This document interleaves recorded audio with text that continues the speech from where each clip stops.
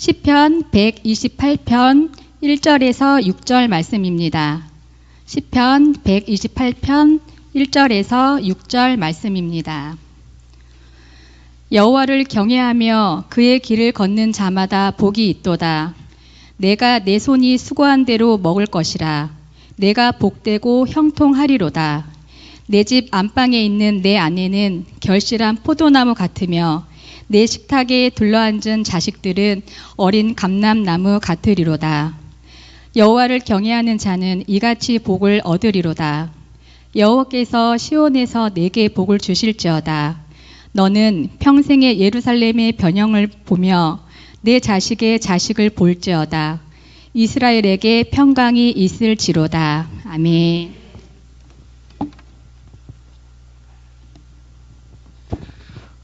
우리 옆 사람에게 인사했으면 좋겠습니다. 오늘 너무 잘 오셨습니다. 인사 한번 하겠습니다. 예. 가정의 달을 맞이하여서 이제 이번 주부터 3주에 걸쳐서 가정 세미나가 진행되는데 여러분들은 너무나 복받은 분들이십니다. 그 한 주 한 주 또 귀한 말씀과 또 기도할 때에 하나님 주신 큰 은혜의 시간이 되시기를 주님의 이름으로 축복합니다.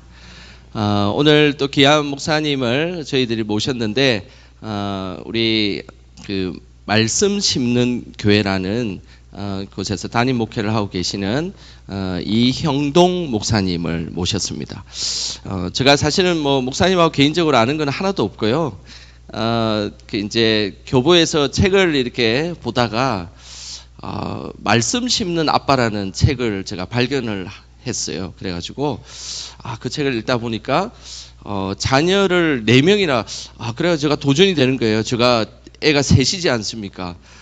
또 내신 물론 우리 내신 근사님도 계시긴 하지만 자녀가 내신 그 목사님 자녀들을 키우면서 하나님 앞에 말씀을 어떻게 아이들에게 잘 이렇게 심겨져서 이렇게 양육을 잘 할 수 있는 그런 많은 이야기들을 책에다가 많이 풀어놓으셨더라고요. 그래가지고 기회가 되면 이 목사님을 좀 초대를 우리 교회에 하면 좋겠다라고 해서 이곳저곳 수소문을 해서 목사님 연락처를 알게 되고 그렇게 해서 오시게 됐습니다. 그래서 이 시간 우리 또 귀한 시간에 우리 자녀들을 어떻게 말씀으로 잘 심을 수 있을지 또 고민하고 그것은 자녀뿐만 아니라 손자, 손녀 또 주변의 모든 가족들이 다 말씀이 심겨져야 되지 않겠습니까? 그런 마음으로 귀한 강의 들으시고 또 강의 주제는 여호와의 복으로 사는 가정이라는 그런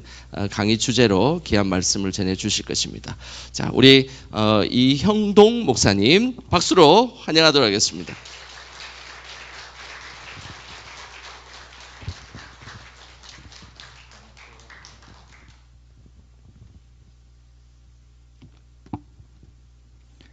반갑습니다. 예. 넷 같진 않죠. 제가 와서 깜짝 놀랐습니다. 저도 한 인물 하는 줄 알았는데 담임 목사님 보니까 모델같이 생기셨더라고요. 너무나 이렇게 멋있게 생기셔갖고 제가 좀 꿀렸습니다. 예. 목사님 통해서 요청을 받고 저는 사실 2022년도에 개척을 했습니다.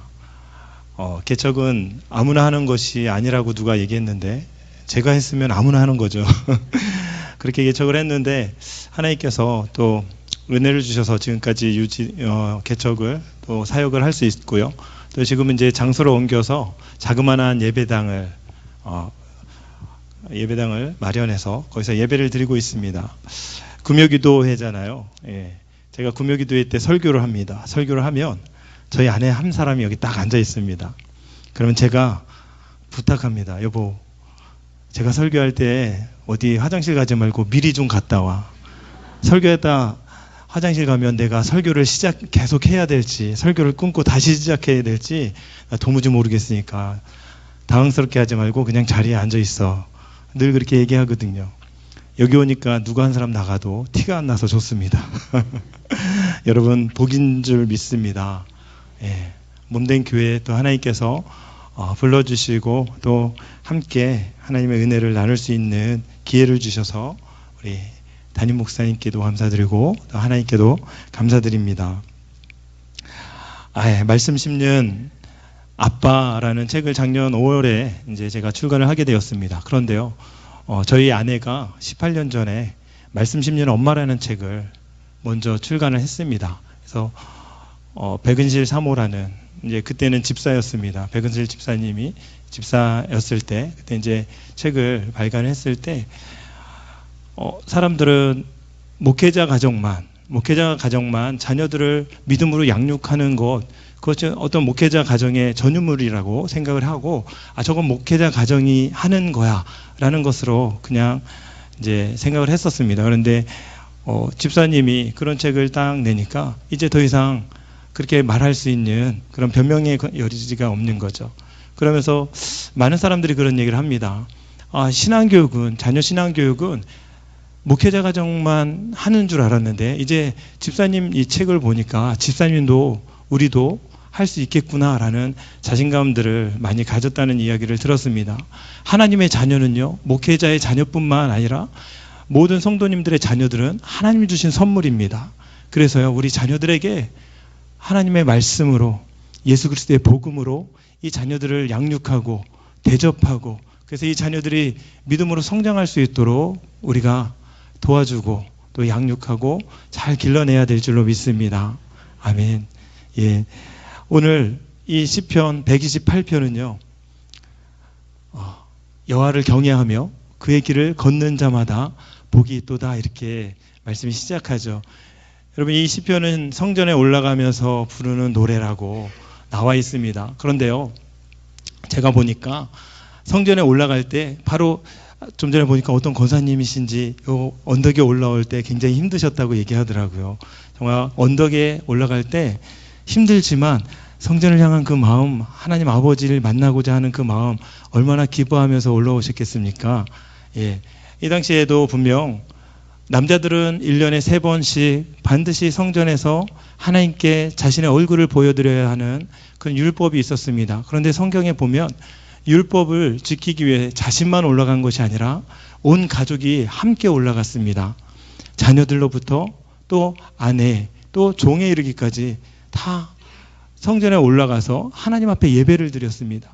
우리가 잘 아는 한나의 남편 엘가나가 그렇게 했죠. 또 우리 예수님도 성전에 올라가서 어렸을 때 그렇게 예배드리고 그런 성경의 기록들을 볼 때 성전에 올라갔다는 것은 혼자 올라가는 것이 아니라 혼자 올라가는 것이 아니라 온 가족이 함께 올라갔다는 거예요. 그런데 그 길의 여정을 보면 참 어렵습니다. 우리가 생각하는 바로 밑에서 위로 올라가는 여정이 아니라 뿔뿔이 흩어져 있는 이 사람들이 이 민족들이 성전에 올라가기 위해서 몇 킬로씩 때로는 수십 킬로씩 때로는 그 이상 걷고 또 걸어야 합니다. 그 길. 근데 오늘 보니까 여호와를 경외하며 그의 길을 걷는 자마다 복이 있다 이렇게 얘기합니다. 저는요, 그 길이 행복한 길이었을까? 맹수의 그런 위협과 강도의 위협과 또 때로는 강의 위협과 여러 가지 이런 위험들이 도사리고 있는 길이었을 텐데 과연 그 길이 왜 복된 길이라고 하나님께서 말씀하실까? 그리고 그 어린 자녀를 데리고 갈 때 부모들이 그 아이를 보호하기 위해서 얼마나 조마조마하는 그런 치안이 보장되지 않는 그 길을 걷는데 왜 그 길을 복된 길이라고 할까? 오늘 말씀에 보니까 여호와의 길이기 때문에 그렇다라고 얘기합니다. 여호와의 길은요, 하나님이 걸으시는 길입니다. 성전에만 하나님이 계신 줄 알았는데 성전에 올라가는 그 길도 여호와가 함께 하시는 거예요. 그래서 그의 길을 걷는 자마다 복이 있다 이렇게 말씀합니다. 걷는다는 것은 동행한다는 뜻이거든요. 가족이 동행하고 그곳 가운데 하나님이 동행하는 것, 그것이 하나님의 은혜인 것입니다. 여러분, 주님과 동행하십니까? 하나님 앞에 늘 함께 하기 위해서 온 가족이 주님께 예배하기 위해서 이렇게 예배당을 찾고 하나님 앞에 예배 드릴 수 없는 수많은 이유가 있지만 예배 드려야 하는 그 단 한 가지 이유, 그것이 더 크고 귀하고 더 중요하기 때문에 하나님 앞에 예배하며 나아가고 있는 줄로 믿습니다. 아멘. 온 가족이 함께 하나님을 섬기는 것이 우리에게 주신 가장 큰 복입니다. 제가요, 믿음의 가정에 대한 소망이 초등학교 때부터 그런 소망을 가지고 있었는데요. 저희 가정은 참 힘든 가정이었습니다. 아버님이 3개월 약주하시고 한 달 정도 깨어 계시고 이걸 평생 반복하셨습니다. 근데 술 드시는 분들은 굉장히 특징이 있습니다.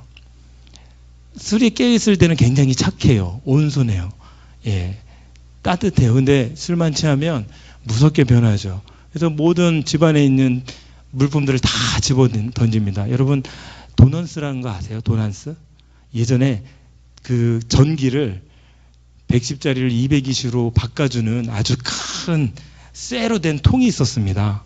통과 같은 거. 근데 그거를 몇 번을 집어 던졌는지 몰라요.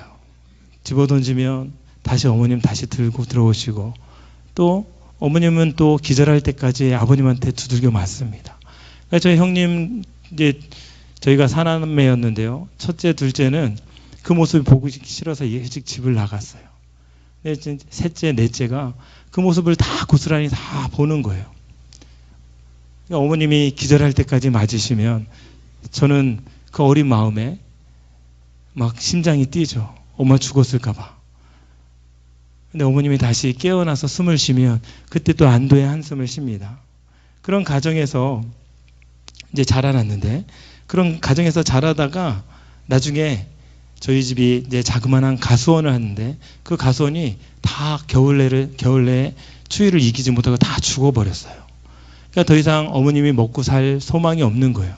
그러다가 이제 공장지대 그쪽으로 이사를 해서 어머님은 공병을 나르는 그런 힘든 일을 합니다. 아버님은 여전히 그냥 약주하시죠. 근데 저에게는 복된 소식이 찾아옵니다. 과수원이 망해서 이사간 그곳에 교회가 있었어요. 빨간 벽돌로 지어진 아주 자그마한 교회. 창문이 이렇게 아치형으로 되어 있는 그런 교회였는데요. 그곳에서 여름에 수박을 준다고, 다 그런 경험이 있으시잖아요. 수박 때문에 코 끼어서 지금 여기 목회자까지, 목사까지 된 그런 케이스입니다. 그렇게 갔습니다. 갔는데 거기서 제가 하나님을 만난 거예요. 예수 그리스도의 복음을 들은 거예요. 예수 그리스도의 복음을 듣고 나니까 내 안에 아버지로 인한 상처가 더 이상 상처가 되지 않더라고요. 하나님 아버지를 만난 후에는, 하나님 아버지께서 내 안에 훅 들어오신 후에는 더 이상 아버지로 인한 그런 아픔이 아니더라고요. 제가요, 찬송가 199장, 나의 사랑하는 책 비록 헤어졌으나 어머니의 무릎 위에 앉아서 재미있게 듣던 말 이 책 중에 있으니 이 성경 심히 사랑합니다. 귀하고 귀하다 우리 어머니가 들려주시던 재미있게 듣던 말 이 책 중에 있으니 이 성경 심히 사랑합니다. 여러분, 이 찬양 초등학생이 뭘 알겠습니까? 우리 엄마는 공병 나르기 위해서, 가정의 경제를 책임지기 위해서 교회도 못 나오세요. 근데 이 찬양만 부르면 그 어린 아이가 눈물을 주르르 흘리는 거예요. 하나님, 저에게도 이런 가정 주시옵소서. 하나님, 저도 이 찬양의 가사처럼 믿음의 가정, 그 가정을 이루고 싶습니다.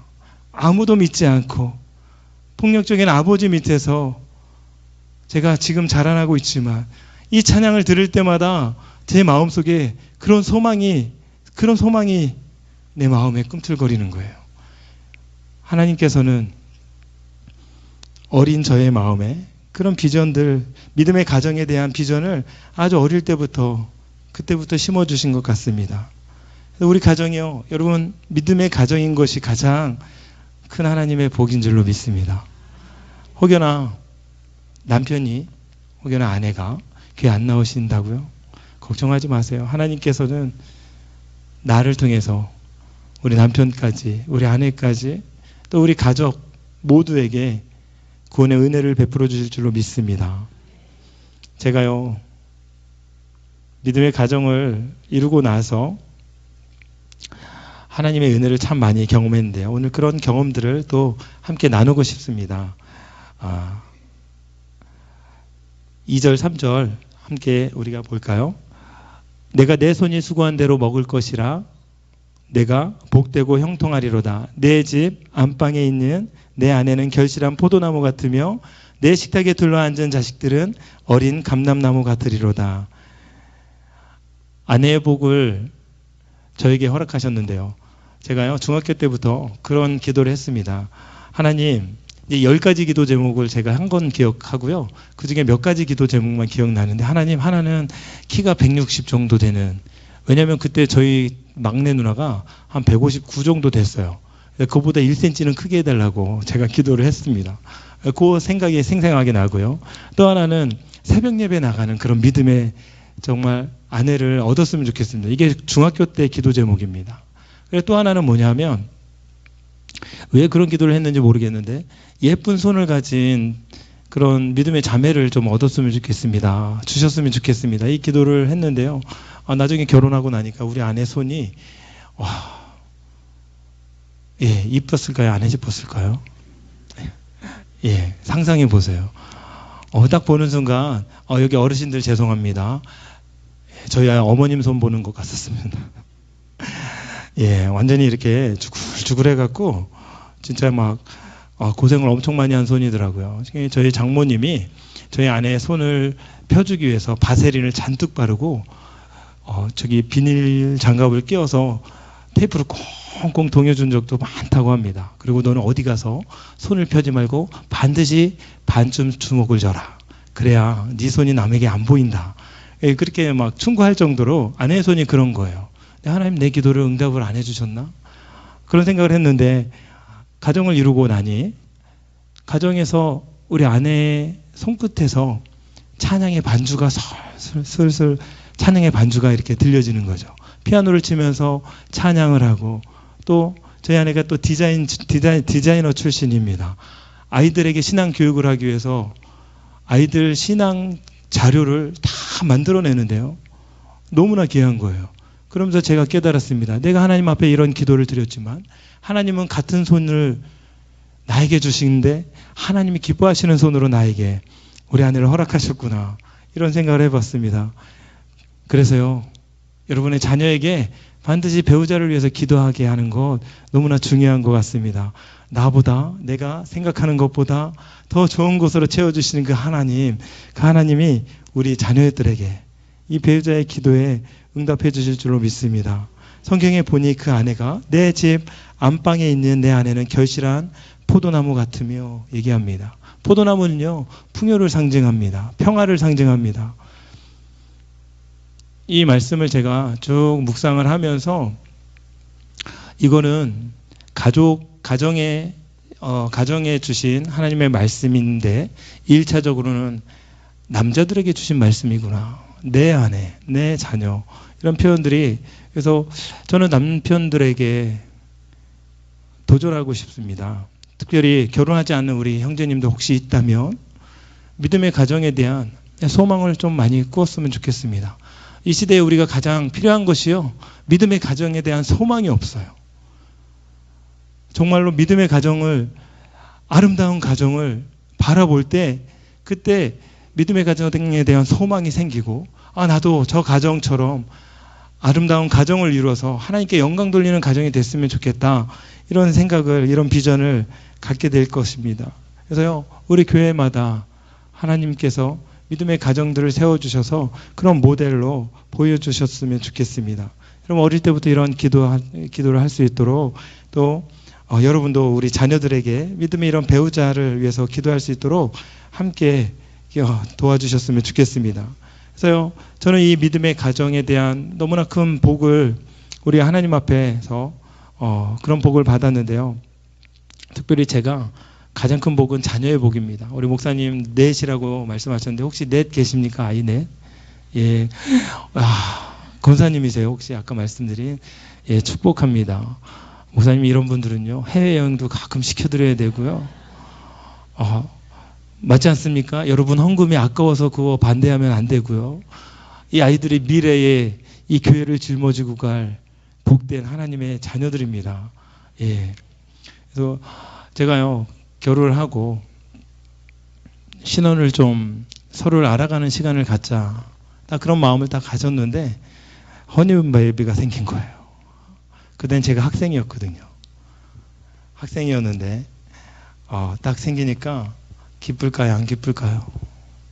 예, 막막하더라고요. 정말 막막하더라고요. 첫째가 그렇게 태어나고 둘째는 정말 기도했습니다. 하나님, 우리에게 또 둘째를 주시옵소서. 셋째까지 딱 나니까요, 저는 믿음이 흔들리더라고요. 내가 이제 더 이상 자녀를 낳으면 키울 자신이 없는데, 근데 저희 아내가 너무나 완고했습니다. 뭔 소리냐고. 넷째는 낳아야 된다고. 신박 목사님이 넷은 낳아야 됩니다. 딱 했는데 우리 아내가 덜컥 아멘 한 거예요. 자신이 아멘 했으니 근데 이제 저를 설득해서 결국은 저희가 아이 넷을 낳습니다. 제가 아이들을 길러보니까요. 아이들은 돈으로 기르는 것이 아니더라고요. 믿음으로 기르는 것이고 하나님 말씀으로 기르는 것이고 하나님의 은혜로 이 아이들을 양육하는 것입니다. 예, 아멘. 좀 더 크게. 예. 감사합니다. 안 낳고 그렇게 얘기하시면 안 돼요. 다, 예. 우리, 혹시 이제 권사님들은 우리 자녀들에게 내가 힘들었으니까 너 낳지 마라. 제발 이런 얘기 안 하셨으면 좋겠습니다. 우리 아이들, 우리 자녀들에게도 도전을 좀 줬으면 좋겠습니다. 나 손주 많이 보고 싶다. 셋 이상은 꼭 보고 싶다. 그렇게 꼭 얘기해 주세요. 교회가요. 출산율이 0.6%가 안 된다고 합니다. 0.6%가 간신히 넘나 봐요. 근데요, 교회에서는요, 넘쳐나야 됩니다. 우리 자녀들의 소리가 넘쳐나야 되고요. 그래서 저희 말씀 10년 교회는요, 젊습니다. 교인이 얼마 없지만 평균 나이가 한 30대 이하일 겁니다. 어린 아이들이요, 막 뛰어놀아도 저는 괜찮습니다. 내 설교 소리보다 이 아이의 목소리가 더 복된 소리로 저는 들리는 거예요. 얼마나 좋습니까? 교회마다 그렇게 아이들의 소리가 넘쳐났으면 좋겠습니다. 오늘 말씀합니다. 내 안방에 있는 내 아내는 결실한 포도나무 같으며 내 식탁에 둘러앉은 자식들은 어린 감람나무 같으리로다. 이 어린 감람나무, 여러분 감람 묘목을 구분할 수 있습니까? 구분할 수 있어요? 전문가 아니면 구분할 수 없습니다. 감람나무는요, 이 어린 묘목들은 전문가 아니면 구분할 수가 없어요. 그런데 묘목을 딱 갖다 놨는데 어린 감람나무예요.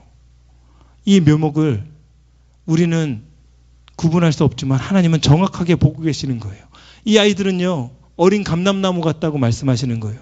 나는 모르지만 이 아이의 미래를 이미 설계하고 계신 그 하나님, 이 아이들을 감람나무로 자라게 하실 그 하나님, 그 하나님의 은혜가 있는 것입니다.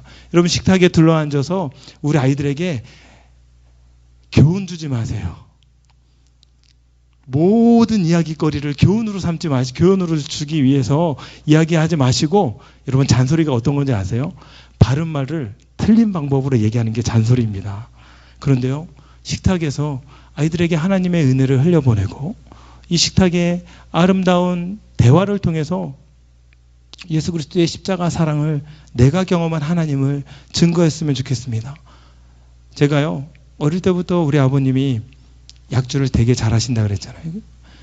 우리 주님을 섬기셔야 되는데 늘 주님을 섬기니 아이들은요, 보고 배우는 게 그런 거죠. 그런데 아버님이 한 번도 함께 식사 자리에서 함께 식사한 적이 없어요. 어릴 때 저희는 이제 제사를 지냈는데 제사상에서도 항상 고주망태가 되시니까 가족들이 다 모여 있어도 아버님은 같이 식사 한 번 한 적이 없습니다. 물론 이제 저는 어릴 때부터 신앙을 가졌기 때문에 어릴 때부터 절도 하지 않고 담대하게 나는 하나님만 섬기노라 꿋꿋하게 버텨냈는데요. 그러니까 제가 가정을 가지고 아이들과 함께 식탁을 딱 앉는데 가끔씩 아이들 몰래 막 눈물이 흐르는 거예요. 그 은혜를 알기 때문에 함께 식사하고 함께 하나님의 은혜를 나누고 이것이 얼마나 귀한지 아이들은 몰라도 아버지인 저는 아는 거예요. 이 시간이 너무나 하나님 내게 주신 놓칠 수 없는 귀한 은혜의 시간이라는 것을. 여러분, 요즘은 흩어지는 세대입니다. 그런데요, 저는 그냥 여러분에게 잠시 도전드리고 싶어요. 일주일에 한 번이라도 아이들과 함께 식탁에서 하나님의 은혜를 나누고 하나님의 사랑을 여러분 그냥 감사하며 증거했으면 좋겠습니다. 이 아이들이요, 성경에 보니 감람나무래요. 감람나무 묘모. 우리가 볼 때에는 무슨 소망이 있을까? 저희 아내와 제가요, 요즘에 방언이 터졌습니다. 일명 러시아 방언인데요. 이놈의 시키. 저놈의 시키. S 쌍시옷만 안 들어간 모든 방언이 막 터지는데요. 저희는 이제 고3 지나서 대학생 한 명 있고요. 이제 고2가 한 명 있습니다. 특히 이 고2 아주 심각합니다. 예, 이제 중학교 2학년 한 명 있고요. 초등학교 4학년이 있습니다. 예, 늘 그런 방언 속에 살아가는데 그럼에도 불구하고요. 제가 이 아이를 너무나 귀하게 여기는 건 우리 눈으로는 이 아이가 분별할 수 없는 그런 작은 묘목에 불과하지만 하나님의 시선으로는 이 아이는요, 감람나무예요. 감람나무는요, 뿌리도 10년 이상 땅속에 박아야 되고 30년 이상 자라야지만 정말 극상품의 그 열매를 소출할 수 있다고 합니다. 그럼 우리 아이들에게 얼마나 하나님의 사랑으로 양육하고 하나님의 말씀으로 양육할까요? 최소한 30년 동안은. 그래, 너는 하나님께서 주신 나에게 주신 감람나무야. 지금의 현재 그 모습을 보면 당장 가지를 똑 부러뜨리고 싶은 마음이 굴뚝 같지만 하나님께서 30년 키워주시고 그 감람나무 열매를 통해서 성전의 아름다운 기름으로, 왕에게 붓는 기름으로, 선지자에게 붓는 기름으로, 또 누구에게 기름을 붓죠? 제사장에게 붓는 기름으로 그렇게 사용하시는 것입니다. 여러분, 망가진 시계도 하루에 2번은 맞는데요. 그러니 우리 아이들을 바라볼 때 가능성 있는 자녀로, 하나님의 자녀로 우리가 그렇게 아이들을 바라봤으면 좋겠습니다. 오늘 성경을 말하고 있는 거예요. 내 식탁에 둘러앉은 자식들은 어린 감람나무 같으리로다. 아멘. 우리의 자녀, 그 자녀의 미래는 주님께서 책임져 주실 줄 믿습니다. 그래서요, 그렇게 성경은 계속해서 말씀합니다. 5절 6절 보니까 여호와께서 시온에서 내게 복을 주실지어다. 너는 예루살렘의 번영을 보며 내 자식을 볼지어다. 이스라엘에게 뭐가 있습니까? 예, 평강이 있을지어다. 자식의 자식을 본다는 말이요, 유대 공동체에서는 3대를 본다는 의미 그 이상입니다. 대가 끊어지지 않는다는 말 그 이상입니다. 3대가 대를 이어 자녀를 낳을 뿐만 아니라 그 자녀가 가지고 있는 신앙의 대까지 이어가는 것을 말합니다. 내 자손의 자손도 하나님 앞에 나아가 예배하는 예배자의 삶, 이 믿음의 삶, 그 순례의 길이 너무나 힘들고 어렵고 또 고통의 길일지라도 그 길을 걷는 그런 아이로 이 성경은 그런 아이를 본다는 것입니다. 여러분, 우리의 자녀가요, 믿음을 가지고 신앙을 가지고 자손의 자손, 그 자손까지 예수 그리스도의 복음을 가지고 살아가는 그 믿음의 아이들이 됐으면 좋겠습니다. 그것을 위해서 우리가 다른 것이 아니라 자녀에게 복음으로 대접하고 복음을 전해야 되는 것이 우리 부모의 사명입니다. 부모의 사명은요, 우리 교회, 학교에 선생님들이 우리 자녀에게 복음을 전하는 것 이전에, 우리 전도사님들이 우리 자녀에게 복음을 전하는 것 이전에 부모들이 자녀들에게 복음을 전하는 것, 그것이 부모의 사명입니다. 우리 손주, 손녀들에게 복음을 전하는 것, 그것이 우리 할머니, 할아버지들의 사명입니다. 저는 그런 할머니, 할아버지도 봤습니다. 말씀을 어느 정도 암송해, 시편 몇 편을 암송해, 그러면 내가 너에게 100만 원을 줄게. 놀랍지 않습니까? 이 아이들의 말씀이 마음에 새겨진다면 100만 원이 아깝지 않다는 거예요. 그만큼 하나님의 말씀, 그 말씀으로 우리 자녀들을 양육하고 복음으로 자녀들을 양육해야 되는 것이죠. 오늘 말씀에는 자녀의 자식을 볼지어다. 여러분, 자녀의 자식을 보는 은혜가 있길 소망합니다. 우리 어르신들요, 우리 장로님들, 우리 권사님들, 또 우리 집사님들 모두에게 이런 복이 있었으면 좋겠습니다. 근데 그냥 자녀의 복이 아니에요. 제가요, 너무나 고민을 많이 했습니다. 나는 과연 좋은 아빠일까? 나는 좋은 아빠일까? 제가 40살에 신학을 했습니다. 굉장히 늦게 했죠. 저는요, 집사 시절이 훨씬 깁니다. 지금 목사가 된 지 이제 5년이 됐는데요. 40살에 신학을 해서 이 아이들에게 정말 해줄 것이 하나도 없는 거예요. 함께 놀러가 어디 이제 가까운 곳에 가도 정말 아이스크림 사줄 그런 물질 돈조차 없는 거예요. 그래서 아이가 비싼 걸 고르면 눈치를 막 주기도 하고 이렇게 의도적으로 막 이렇게 아이들에게 정말 그런 상황을 참 많이 겪으면서 이 아이들 사진을 보고 도서관에서 1시간 동안 사진을 보고 운 적이 있습니다. 그런데요, 시간이 지나서 하나님께서 그런 고민을 주시는 거예요. 나는 과연 좋은 아빠일까? 나는 과연 좋은 아빠일까? 이런 고민 속에서 저희 아내가 그런 얘기를 딱 해주는 거예요. 아이들에게 내가 세상적으로 채워주는 것이 없고 이 아이들에게 뭔가 물질적인 풍요도 해줄 것이 없지만 아내가 그런 얘기를 해줍니다. 당신은 아이들에게 예수 그리스도의 복음을 전하고 말씀도 읽어주고 하나님의 사랑을 흘려보내기, 그러니 당신은 정말 좋은 아빠예요, 이렇게 얘기해 주는데요, 제가 너무나 마음에 자유함이 오더라고요. 정말 감사하더라고요. 좋은 부모는 내가 원하는 걸 자녀에게 흘려보내는 것이 아니라 하나님이 기뻐하시는 걸 자녀에게 흘려보내는 게 좋은 부모이구나. 내가 가진 것이 아니라 하나님이 주시고자 하는 것을 이 자녀에게 주는 것, 그것이 하나님이 기뻐하시는 부모라고 그렇게 생각이 드니까 마음에 자유함이 오는 거예요. 여러분, 하나님이 기뻐하시는 것을 우리 자녀들에게 마음껏 흘려보냈으면 좋겠습니다. 지난주 우리 담임 목사님 설교를 보니 요한복음 1장 12절 말씀을 전했더라고요. 영접하는 자, 곧 그의 이름을 부르는 자들에게는 하나님의 자녀가 되는 권세를 주셨으니, 오후 예배 때 이렇게 말씀을 전하셨던 것 같은데요. 하나님이 받아주신다는 거잖아요. 하나님의 것으로 우리가 하나님의 것으로 자녀를 양육해야 우리 자녀들을 하나님이 받아주시는 줄로 믿습니다. 그것이 우리에게는 예수 그리스도의 복음이요 하나님의 말씀입니다. 그래서 저는요, 이 아이들에게 복음을 전하기 시작했습니다. 예수 그리스도의 복음, 그 복음을 전하면서 이 자녀들이 믿음으로 자녀들을 양육하기 시작했습니다. 그 방법으로 하나는 말씀 암송이에요. 우리 큰애가요, 약간 제가 이 말씀을 드릴까 말까, 제 자랑이 아니라 하나님의 은혜로 여겨주시기 바랍니다. 큰애가 2000절 이상 지금 암송을 하고 있습니다. 이 정도는 아무것도 아니다, 놀라지도 않으신. 작은애가 한 1500절 정도 암송을 합니다. 그런데요, 이 아이들이요, 하나님 말씀을 이렇게 암송하면서 하나님 앞에 더 겸손해지는 거예요. 그러면서 이 큰아이가 저한테 무슨 얘기를 하냐 하면, 제가 옳은 것을 잘 모르겠지만 무엇이 옳지 않은 것을 분명하게 분별할 수 있을 것 같아요.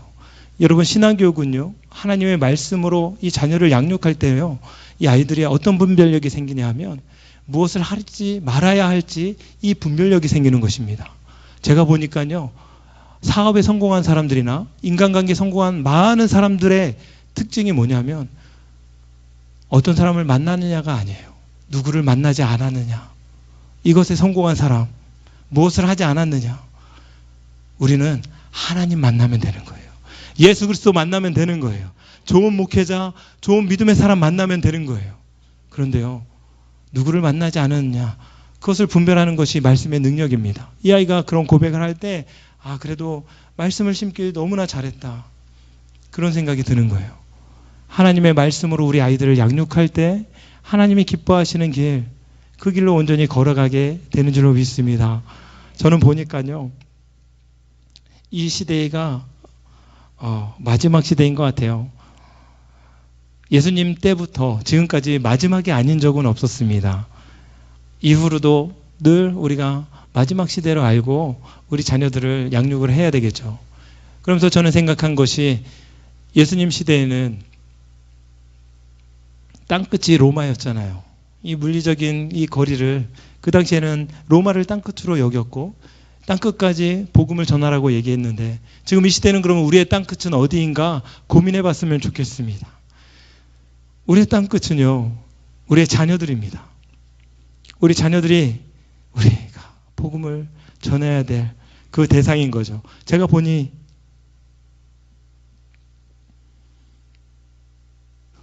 믿음은 유전이 아니라 유업인 거죠.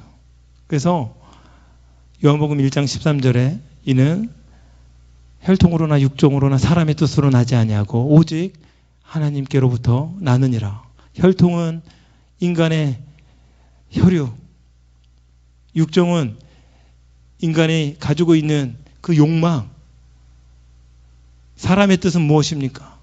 내가 이루고자 하는 나의 힘, 그것으로 모든 걸 이룰 수 있다고 생각하는 인간의 거짓된 어떤 그런 생각들입니다. 그런데요, 이런 것들을 하나님을 찾을 수가 없는 거예요. 하나님의 뜻으로 나야 이 아이들이 거듭나는 것입니다. 하나님 뜻은 무엇입니까? 우리에게 가르쳐준 이 말씀, 남겨주신 말씀이에요. 우리에게 주신 이 귀한 말씀. 그래서 우리가 남겨야 할 것은 이 귀한 말씀이신 거죠. 저는 모세를 통해서 너무나 큰 도전을 받습니다. 모세는요, 시내산에서 하나님의 말씀을 받았습니다. 십계명을 받고 그들을 이스라엘 민족, 그 패역한 민족을 40년간이나 광야에서 그 말씀 하나 붙들고 이들을 이끌어냈습니다. 그런데 요단강 앞에서 가나안 땅을 바라보기만 하고 들어가지 못해요. 누보산 꼭대기에 올라가서 아직 눈이 시력이 새하지 않은 상태에서 하나님이 데려가십니다. 모세는 자신은 죽었지만 뭘 남깁니까? 말씀을 남기는 거예요. 그 남긴 말씀을 가지고 여호수아는 이 가나안 땅을 강하고 담대한 마음으로, 두려워하지 않는 마음으로 그 땅에 하나님의 놀라운 약속을 성취해 나갑니다. 이것이 부모의 역할인 거예요. 우리는 죽어도 무엇을 남겨야 되겠습니까? 말씀을 남기는 거예요. 우리는 사라져도 한 줌의 흙이 되어도 우리 자녀들에게 이 말씀을 남기는 거예요. 그래서 매일 이 자녀들이 암송할 수 있도록, 또 예배할 수 있도록, 몸된 교회에 와서 하나님 앞에 기도할 수 있도록, 하나님의 말씀을 들을 수 있도록 우리가 그렇게 양육하고 그렇게 지도하는 것입니다. 그래서요, 저는 이 시대에 아버지들에게 도전합니다. 우리 자녀들을 믿음으로 양육하는데 어머니들께만 맡기지 마십시오. 유대인에게 있어서 이 자녀 교육의 가장 중심은 아버지입니다. 성전에 올라갈 때 혼자 올라갈 수 있지만 자녀들 같이 올라가는 거예요. 함께. 아버지가 이끌고 가는 겁니다. 우리 남편이 아직 예수를 모르시면 기도하십시오. 그리고 영적인 가장이 되셔서 우리 자녀들을 계속해서 몸된 성전으로 이끌어 주셨으면 좋겠습니다. 아멘. 그렇게 해서 우리 자녀들이 계속해서 말씀에 노출되고 말씀을 듣고 하나님의 말씀, 그 말씀으로 살아가는 그런 자녀들로 세워졌으면 좋겠습니다. 그것이 우리에게 주신 사명입니다. 하나님께서 우리에게 그렇게 우리 자녀들을 말씀으로 이끌어 주기를 원합니다. 제가 우리 아버지들께 어떤 도전을 주고 싶냐면요, 자녀들을 축복해 주세요. 자녀들을 늘 축복해 주세요. 저는 우리 둘째는 뱃속에 있을 때부터 이 자녀를 늘 축복했습니다. 제가 힘들 때, 가장 힘들 때 붙들었던 말씀이 시편 23편이에요. 여호와는 나의 목자시니 내게 부족함이 없으리로다. 그가 나를 푸른 풀밭에 누이시며 쉴만한 물가로 인도하시는도다. 내 영혼을 선생시키시고 자기 이름을 위하여 의의 길로 인도하시는도다. 제가 여기 가장 좋아하는 구절인데요. 내가 사망의 음침한 골짜기로 다닐지라도 해를 두려워하지 않을 것은 주께서 나와 함께 하심이라. 주의 지팡이와 막대기가 나를 안위하시나이다. 주께서 내 평생에 주께서 원수들 앞에서 내게 상을 차려주시고 내게 기름을 부으셨으니 내 잔이 넘치나이다. 나의 평생에 선하신가 인자하심이 반드시 나를 따르리니 내가 여호와의 집에 영원히 살리로다. 예, 우리 첫째가 딱 태어났는데요. 애가요 양수에 떠내려 확 양수가 터지면서 양수에 딱 떠내려온 거예요. 얼굴이 하얗더라고요. 찌글찌글한데 딱 볼 때는 별로 사랑스럽지 않은데 이 아이 머리에 손을 딱 얹고 제가 20편, 23편으로 처음부터 끝까지 1절부터 6절까지 축복해 주는 거예요. 간호사가 이 아이를 확 잡아챕니다. 아, 왜 이러세요? 그러면서 막 데리고 들어갑니다. 포기하지 않습니다. 여호와는 저희의 목자시니 저희가 부족함이 없으리로다. 계속해서 이 아이를 끝까지 축복해 주는 거예요. 둘째는 뱃속에 있었을 때부터 또 태어나서 또 시편 23편으로 축복해 줍니다. 우리 셋째가 또 딱 태어났어요. 초음파에 보니까 남자인데 여학생이에요. 그래서 초음파 비용을 딱 지불할 때 카드를 딱 하고 사인을 할 때 할렐루야 그러면서 제가 사인을 했는데요. 이 아이가 또 딱 태어나는데 이 아이 머리에 손을 얹고 제가 또 23편으로 축복해 줍니다. 넷째는 어떻게 했을까요? 당연히 시편 23편 전편을 가지고 이 아이들을 축복해 줍니다. 저는 아이들에게요 복된 길만 있을 거라고 얘기하지 않습니다. 지금도 그렇게 기도하지 않아요.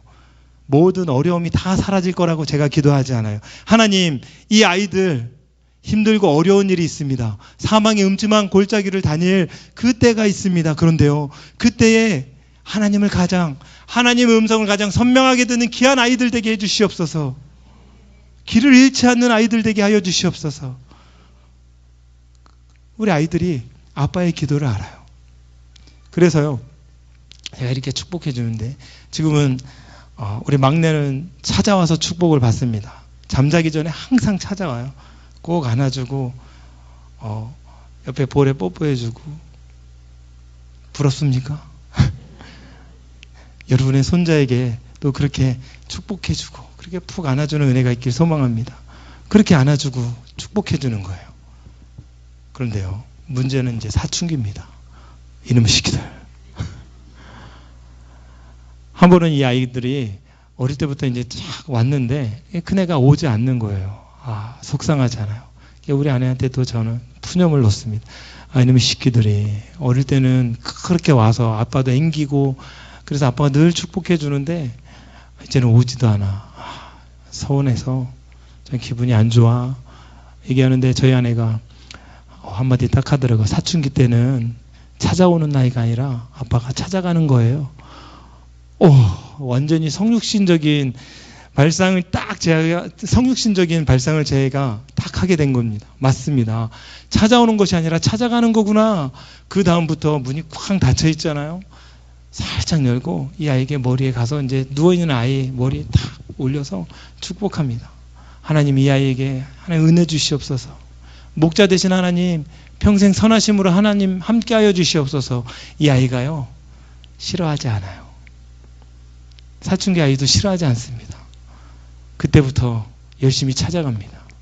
찾아가서 축복해주고 하나님 은혜를 이 아이에게 흘려보내는 거예요. 여러분, 축복이 왜 능력이 있는지 아십니까? 구약에 아버지는 자녀들에게 축복하는 축복권이 있었어요. 약속이 흘러가는 통로입니다. 우리 자녀들에게 예수 그리스도의 복음이 흘러가는 통로로 여러분 늘 축복했으면 좋겠습니다. 하나님의 사랑이 흘러가는, 아버지의 마음이 흘러가는 그 마음으로 이 아이들을 늘 축복했으면 좋겠습니다. 그렇게 축복해 주는 거예요. 그리고 왜 축복합니까? 잠언에 보니까 말에 능력이 있는 거예요. 죽고 사는 권세가 혀에 있다고 하는 거예요. 이놈 시키 저놈 시키는 안 들릴 때 하시고요. 자녀들 앞에서는 정말 하나님 앞에서 이 아이들에게 마음껏 축복해 줬으면 좋겠습니다. 제가 왜 뱃속에 있을 때부터 이 아이들을 축복해 주는지 여러분 아십니까? 예수님도 그렇게 하셨고요. 또 디모데도 어릴 때부터 뱃속에 있을 때부터 그렇게 축복을 받았습니다. 성경에 정확하게 이렇게 딱 나와 있지는 않은데요. 그 원어를 보면 헬라어로 브레포스라는 단어가 있습니다. 그 단어는 어린아이. 여러분 파이디온 들어보셨죠? 파이디온, 어린아이라는 의미잖아요. 근데 누가복음에 보니까 어른들이, 부모들이 아이들을 데리고 와요. 데리고 오는데 거기에 어린아이라는 단어가 파이디온이라는 단어가 아니고 브레포스라는 헬라어 단어가 쓰였습니다. 그 단어가 뭔가 찾아보니까 태아, 뱃속에 있는 아이 다 포함이 되는 거예요. 뱃속에 있는 아이까지 예수님 앞에 나와서 복받길 원하는, 축복받길 원하는 거예요. 그 아이들 어떻게 자랐을까요? 디모데는 비록 아버지는 없었지만 정말 믿음의 가장이었던, 아버지가요 없었다고 하면 좀 모순인데 헬라인이었습니다. 그래서 유니게로부터, 뱃속에 있을 때부터 축복을 받은 거예요. 그래서 내가 어려서부터 성경을 알았나니 이 성경은 능히 너로 하여금 하나님의 진리에 이르게 하는, 지식에 이르게 하는 능력이다. 하나님이 그렇게 어릴 때부터 이 복음을 들을 수 있는 그런 은혜를 부모를 통해서, 축복을 통해서 그렇게 허락하셨다는 거죠. 여러분, 우리 자녀들 늘 축복해 주셨으면 좋겠습니다. 할머니는 자녀의, 우리 손주의 머리에 손을 얹고, 할아버지도 마찬가지로 우리 손주의 머리에 손을 얹고, 어머님, 아버님들 우리 자녀의 머리에 손을 얹고 이 축복할 수 있는 축복의 권리를 여러분 놓치지 않았으면 좋겠습니다. 그럴 때 자연스럽게 이 복음이 흘러가고 하나님의 사랑이 흘러가고 예수 그리스도의 능력이 흘러가게 되는 것입니다. 아멘. 저는 오늘날 첫째와 우리 대화를 하고 둘째와 대화를 하면서 우리 자녀들에게 가장 남겨주고 싶은 것이 무엇인지 우리 자녀들에게 항상 그런 얘기들을 했었습니다. 아빠가 만약에 유언을 한다면 너는 아빠가 어떤 유언을 할 것 같니? 이렇게 물었습니다. 어떤 유언을 할 것 같아요? 여러분 어떤 유언을 하시겠습니까? 뭐라고요? 할렐루야. 예수 잘 믿어라. 아멘. 맞습니다. 저는요, 제가 유언을 한다면 지금이라도 당장 주님께서 부르신다면 제가 2년 전에요, 여기 심장이 꽉 막혀서 죽음 바로 직전까지 갔습니다. 예, 그 CT인가요? 뭘 검사를 하니까 제일 큰 그 심방이 꽉 막혀 있더라고요.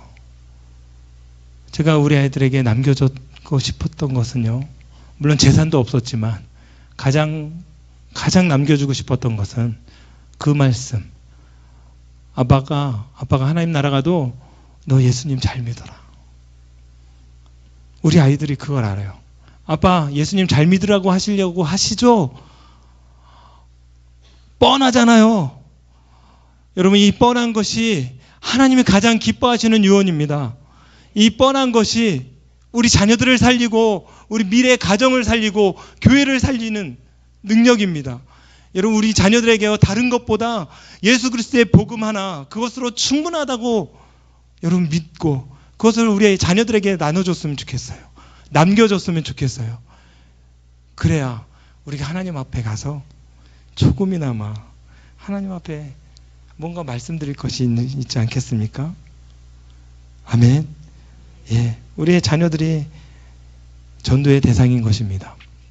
예, 말씀을 이제 마칠까 합니다. 여러분, 영국 선교사 레슬리 유비긴이라는 분이 있습니다. 이분은요, 35년 동안 인도 선교를 마쳤습니다. 그리고 자국으로 돌아왔습니다. 자국으로 돌아왔는데요, 자국이 선교지가 돼버린 거예요. 내가 이래봬도 35년 동안 인도의 선교사로 이렇게 열심히 하나님 나라를 위해서 선교를 하고 하나님이 주신 그 많은 풍성한 열매를 맺고 돌아왔는데 자국이 선교지가 돼버린 겁니다. 우리나라도 현실상으론 별반 다르지 않습니다. 여러분 해외 선교 너무나 중요합니다. 그것을 제가 중요하지 않다고 하는 것이 아니에요. 똑같이 선교해야 합니다. 그런데요, 우리가 좀 가까이 우리 자녀들을 바라봤으면 좋겠습니다. 교회 어린아이들을 좀 바라봤으면 좋겠습니다. 예배당에요, 어린아이 목소리가 들리는 거 시끄럽게 생각하면 안 돼요. 너무나 복된 소리인 거예요. 너무나 하나님의 은혜, 너무나 은혜인 것입니다. 그래서 눈치 주지 마세요. 함께 여러분 그 소리를 기뻐했으면 좋겠습니다. 우리나라가요 이제 선교지가 되어가고 있습니다. 그런데요, 우리 영광교회만은 선교지가 아니라 선교하는 교회로 주님 오실 때까지 그렇게 하나님이 지켜주셨으면 좋겠습니다. 우리 자녀들에게 복음을 전하는 교회뿐만 아니라 온 세계 하나님 다음 세대 그렇게 복음을 전하는 교회로 하나님 세워주셨으면 좋겠습니다. 그래서 우리 아이들에게 수많은 재산을 남겨주는 것이 아니라 복음을 남겨주는 부모님들, 그런 부모님들이 되셨으면 좋겠습니다. 제가요 마지막으로 시편 120편 선포하고 말씀을 마치겠습니다. 여호와를 경외하며 그의 길을 걷는 자마다 복이 있도다. 내가 내 손이 수고한 대로 먹을 것이라. 내가 복되고 형통하리로다. 내 집 안방에 있는 내 아내는 결실한 포도나무 같으며 내 식탁에 둘러앉은 자식들은 어린 감람나무 같으리로다. 여호와께서 시온에게서 내게 복을 주실지어다. 너는 예루살렘의 번영을 보며 내 자식의 자식을 볼지어다. 이스라엘에게 평강이 있을지어다. 이 놀라운 은혜와 복이 우리 귀한 영광교회 있기를 간절히 소망합니다. 기도하겠습니다. 하나님 감사합니다. 하나님의 사랑과 은혜가 이곳에 있음을 고백합니다. 하나님 이곳에 모인 귀한 부모님들, 부모의 사명을 놓치지 않게 하여 주시옵소서. 우리 자녀들에게 예수 그리스도의 복음과 살아계신 하나님의 말씀, 그 말씀으로 양육하게 하여 주시고 주님 오실 때까지 정말 하나님 아버지 다음 세대로 풍성한 교회로 주님께서 이끌어 주시옵소서.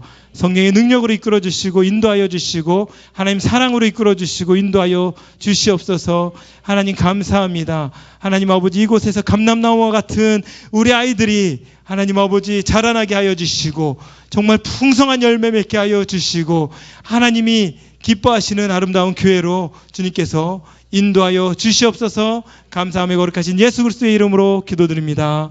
아멘. 감사합니다.